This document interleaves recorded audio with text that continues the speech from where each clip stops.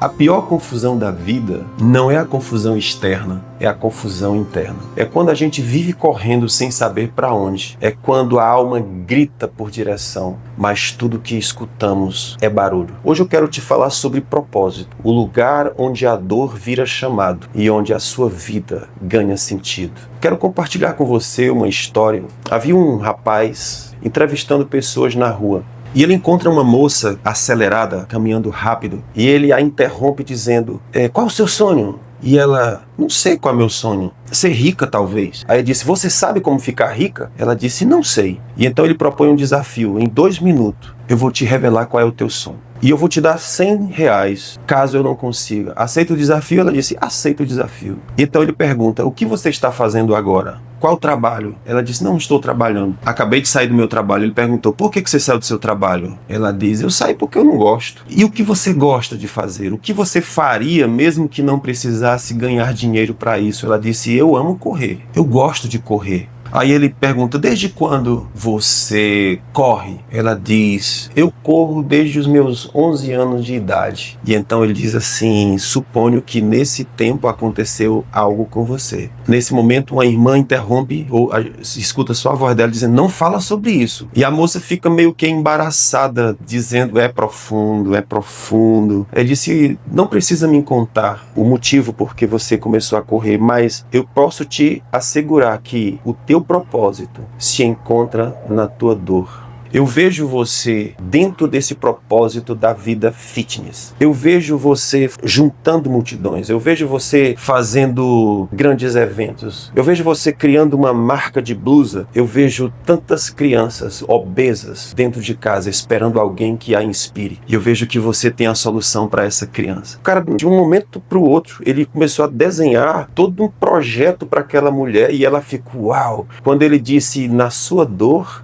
dorme o seu propósito. Cara, aquilo, ela disse, nossa, como isso é profundo. Aquilo pegou ela por dentro. E eu fico imaginando como isso é a nossa vida, como assim é a nossa história. Como a gente vive, muitos de nós, correndo de um canto para o outro sem saber para onde vamos. Talvez essa palavra sobre encontrar o meu propósito que dá sentido à minha vida seja a pergunta mais importante que nós precisamos dar uma resposta. E talvez seja a resposta mais difícil de encontrar. Eu já ouvi tanta coisa sobre propósito, essa é uma pergunta que me interessa profundamente e já vi tantas explicações sobre o propósito, como encontrar o propósito. Alguns dizem, ache o lugar, aquilo que você faz apaixonadamente, ache aquilo que você tem talento para fazer, ache aquilo que te dá retorno financeiro, mas poucos falam sobre ache aquilo que dá sentido para a sua vida, porque você pode fazer algo que você tem talento, você pode fazer algo que você gosta, você pode fazer algo que te dá retorno financeiro, mas quando você busca o sentido da tua existência, você diz, eu não vejo sentido. E aí vem esse último tópico. Talvez na sua dor dorme o seu propósito. Eu achei isso extraordinário dessa história. Veja, a Bíblia Sagrada, em Romanos capítulo 8, versículo 28, olha só o que a Bíblia diz. Todas as coisas cooperam para o bem daqueles que amam a Deus e são chamados segundo o seu propósito. Perceba que não é que todas as coisas são boas. Há coisas que acontecem conosco que são muito ruins. Mas qual é o detalhe? É que Deus usa todas elas, até mesmo as dolorosas, para nos empurrar na direção do nosso propósito. Basta você imaginar, por exemplo, a história de José. A história de José nos revela muito isso. José foi rejeitado pelos seus 11 irmãos, melhor dizendo, 10 irmãos, porque Benjamim era um irmão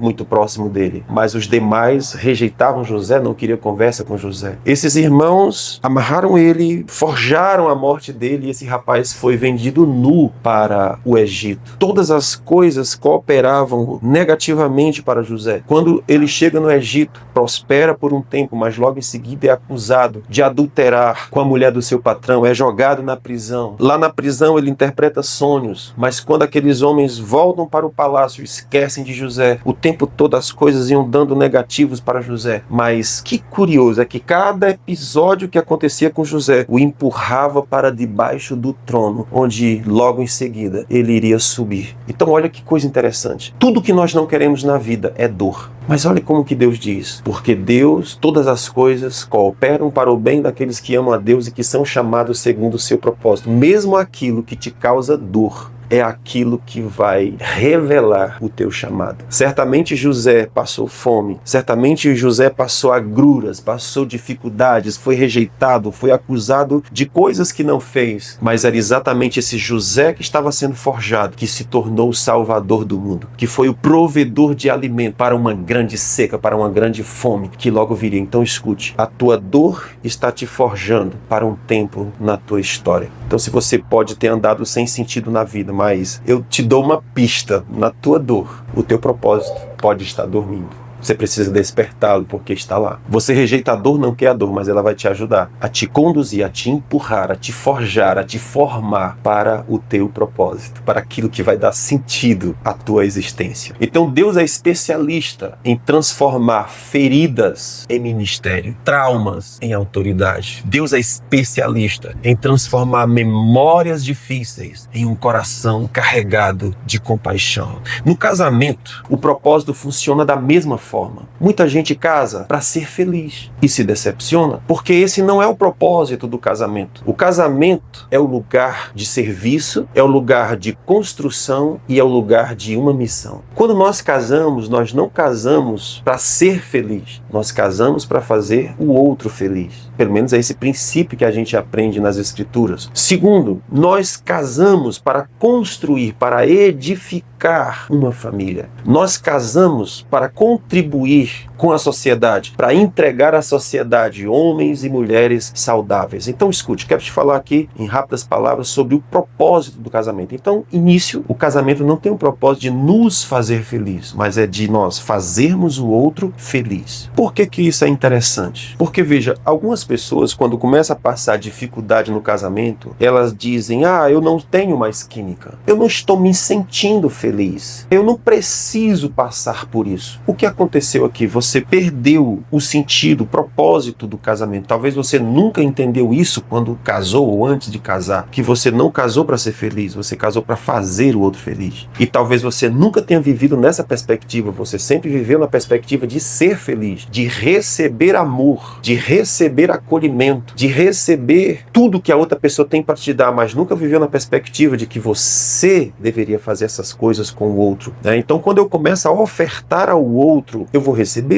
Você nunca terá uma amizade verdadeira se você não for capaz de ofertar uma. Dê ao outro aquilo que você gostaria de receber. Então, se eu não semeio, também não recebo. Então, a sabedoria da Bíblia ensina você a trabalhar, a viver para fazer o outro feliz. Esse é o primeiro propósito do casamento. O segundo propósito do casamento é construir família. Se o centro do casamento é me fazer feliz, e a construção da família? Que isso sim vai exigir renúncia, vai exigir trabalho, vai exigir desprendimento, vai exigir tirar você do centro e colocar os filhos no centro, o esposo ou a esposa no centro. Não é você no centro, é a família no centro. Então quando a gente começa a viver para fora e não para dentro, a gente começa a viver o propósito, é construir uma família. E, obviamente, essa família tem uma missão, contribuir com a sociedade, com pessoas boas. Se uma família gera delinquentes, outros delinquentes vão ser gerados a partir desse segundo. Mas se essa família é constituída de um pai que ama sua mãe, de uma mãe que ama seu filho e de um casal que ama o seu filho, dificilmente esse vai ser delinquente, porque ele vai ser construído dentro de um ambiente saudável e ele vai crescer uma pessoa saudável. Então veja quantas famílias estão entregando para a sociedade delinquentes. E o que houve com isso? Eles perderam o propósito da família, a missão da família, que é construir uma sociedade de uma base sólida e forte. Então, de repente, as pessoas, muita gente vai jogar o seu casamento fora porque não entendeu o propósito. E de fato é assim. Se você pensar que uma faca vai cumprir o papel de uma chave, você vai tentar abrir a porta, mas vai estragar a faca e vai estragar a fechadura. Porque a faca não foi feita com o propósito de ser uma chave. Quando nós não discernimos o propósito da família, nós vamos nos ferir e nós vamos ferir os outros. Propósito dá sentido à existência, dá sentido a porquê eu faço o que eu faço. Então qual é a lição que fica? A lição que fica é que muitos casais sabem sabem o que querem sentir, mas não sabem o que devem construir. O que hoje dói, amanhã pode se tornar o seu ministério. O que hoje pesa, amanhã pode ser sua autoridade para ajudar os outros. O que hoje é confuso para você, amanhã pode ser a sua clareza. Propósito é quando a história que te feriu se torna a história que vai curar outros. Então, se você gostou desse conteúdo, fique conosco. Clique no se inscrever, ative os sininhos e fique na expectativa para o nosso próximo episódio. A nossa missão é ajudar a construir uma família saudável. Então, se essa mensagem faz sentido para você, compartilhe com alguém, abençoe a vida de alguém e vem fazer parte conosco desse projeto. Que Deus abençoe a tua vida e desejo francamente que você reflita sobre isso e descubra o seu propósito. Mais do que o grito da sua alma, você escute o sentido da sua existência e você se perceba pleno no nome de Jesus. Que Deus abençoe você e a sua família. Até breve.